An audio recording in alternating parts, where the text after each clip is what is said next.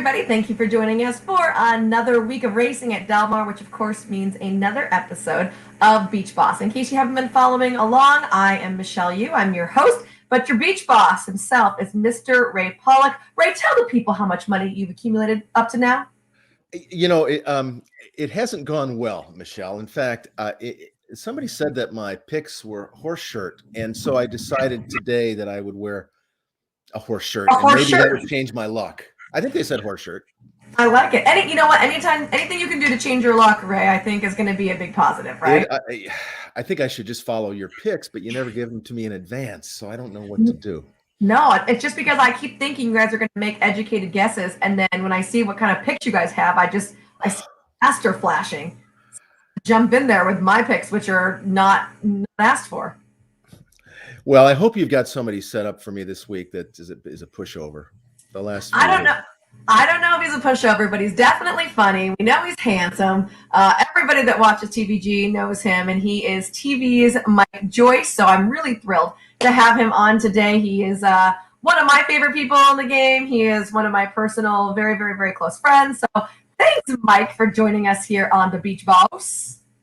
And thank you so much for having me. I can't imagine how many people said no before you got to me, because you started out strong, and then you Billy Koch and luck, and now boy did they drop down the class ladder. It was like you had a grade 1 horse next week, and now it's the 8 claimer, like right in the middle of the card, just to keep everything moving. No, we only asked Christina, who couldn't do it, Mike. So you were just the backup number 1. Okay, good. Right on to you. All right, so before we get into our actual picks and where we're going to spend our money this week, I just want to remind people, this is Beach Boss, so you yourself at home can play against Ray every single day. All you do is go on to dmtc.com/contest. It is free, and you get a $100 mythical wager on the race of our choosing, and you can split that money up however you want and play against Ray. At the end of the whole entire summer, whoever has the most money is going to get 2 tickets to the Breeders' Cup, which is going to be held right here at Del Mar for 2021. Now, if Ray does, for some reason, beat everybody, which I highly doubt that's going to be, he did say he was going to donate his tickets to me. I mean, to one of you lucky people out there. So either way, someone is getting tickets. So I highly recommend you play along because, hey, it's free. And there's really not going to be another way to get Breeders' Cup tickets for free. So polish up your handicapping. Get on there. It's not too late to play along. dmtc.com. The point of this show is once a week, we bring in a guest handicapper. And for this week, it is Mr. Mike Joyce right here to see if he can defeat Ray. So far, so good. People have been defeating Ray left and right, except for Nick Luck last week, who, I mean, maybe he was reading the wrong program. Maybe he was watching races in a different country. He's been very into the Olympics. I think we can give him a little bit of an excuse, right? You tried to tell us Dr. Shivel was the play in the Bing Crosby, and we both went in different directions. That's all right. We have plenty of time now, Ray, to fix it and to come back with a big pick, right? So taking a look at this week's race, it's going to be on Saturday, the 10th race. It is the Grade 2 Yellow Ribbon. This is for fillies and mares, going 1 mile and a 16th on the grass. Ray, I am going to let you go first because age before beauty, my friend. Age before beauty. That's very nice. These races are really difficult because it comes down to the trip, and quite often it does. A lot of these horses have been beating each other, so I'm going with a fresh face here. Okay. One of my favorite princesses was Princess Grace, and that's where I'm going. Michael Stidham is a long time ago. It's been now, but he was out in California, in the early 90s, maybe, I think, before he went back east.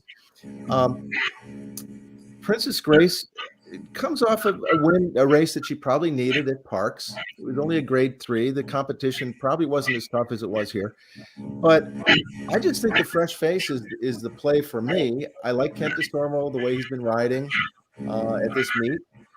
I did play him in one of the contest races, and I didn't get the best ride from him, so I hope he's not watching today. But Princess Grace has tactical speed.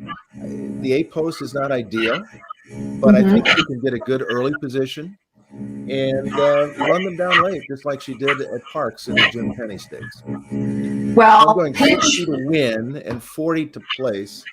Princess Grace, who's 8-1 on the morning line. I'm not taking half court shots yet, but we're kind of getting into desperation hours on this contest if I don't start clicking. I can't believe you're not going to go with the $2 to show, though. No, every $2 matters, and I need to get the odds on a win or a place bet more than the show bet. All right, well, pinch me because I actually really like your pick. She's my top choice as well. I don't think that you're going to sniff the 8-1 morning line, but let's see. Yeah, you're probably right about that. TV's Mike Joyce. Who do you like in the Yellow Ribbon? Please tell me it's a different horse than Racehorse. No, it's not different. This is like one of those episodes in the 11th season of MASH where Alan Alda directed, and he made it serious and nobody laughed. It was terribly boring. And here I am being the Alan Alda of this trio and picking Princess Grace as well. I'll just piggyback on some of the things that Ray brought up. But the only loss was that Valley View. And even though Stunning Sky, who won Valley View, hasn't really done anything, Duopoly was 5th in there. She'd come back and win 2 in a row, and the second one of those was the American Oaks. Antoinette was 8th in that one. She would win the very one, and then she was 2nd to Latruska in the Fleur de Lis. So the one loss this filly had as a 3-year-old was a really good race. Also, a couple of different products out there. Thoroughgraph. She ran her first, one of my favorite Thoroughgraph angles is first-time 4-year-olds, especially with fillies. They'll run a new top, and when they do that, that's really telling you that the progression is there, and she's fit to take a step forward again in her second start as a 4-year-old. And then, look, it's a partner of Del Mar, my buddy Scotty McKeever's Equinedge product. Equinedge, that thing is amazing.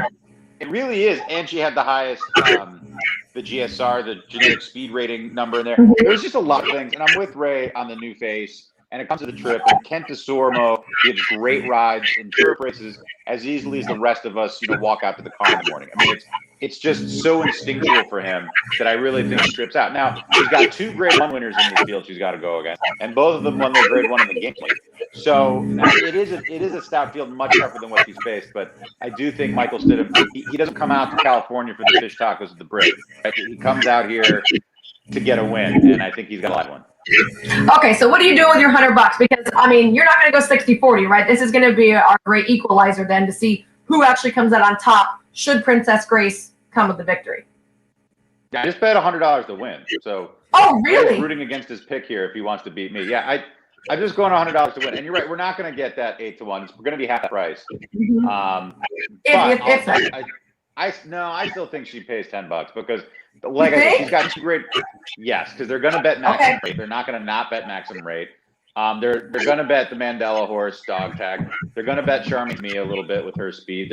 Even Raimundo's Secret. I mean, she's kind of a sneaky good horse. She might be a cut below the better ones in here, but boy, when she gets out there on the lead, she gets real brave. So I think there's enough barns. Even if as Ray and I were talking before this started, there's a lot of big, powerful stables that are just kind of struggling right now at the Del Mar meet. But even so, like Phil D'Amato's still going to bet, even if he's in a 1-for-30 slump or whatever it is. So I think there's enough options for the wagering public out there that you'll still get $10 on Princess Grace when all's said and done. I'll take the $10. I was actually really liking Raimundo's Secret to hit the board, and I did a show with Scotty yesterday, and he completely made me chuck her out. No, right. Did he? Well, he's not always right. Just often. Right, just often. I will add this as well. You can go on to xbtv.com and watch Charmaine. Oh, no, we didn't put it up. Crap. Okay, Charmaine Mia's last work. It was in the fog on the grass, and it looks a little slow on paper, but I was on the backside because the fog was so bad. You couldn't see the front and the back, so I saw her break off her work, and then I saw her finish, and she looked like she could have gone around again. I had to double check to make sure I wasn't watching the wrong horse. She looked so strong. So I know that distance appeared to be a major issue for her last time in the Gamely, but this mile and a 16th might be doable. I feel like she's ultra fit coming into here. So if you do like Charmaine's Mia, I would say maybe, a little saver bet with some of your Hunsky would be okay.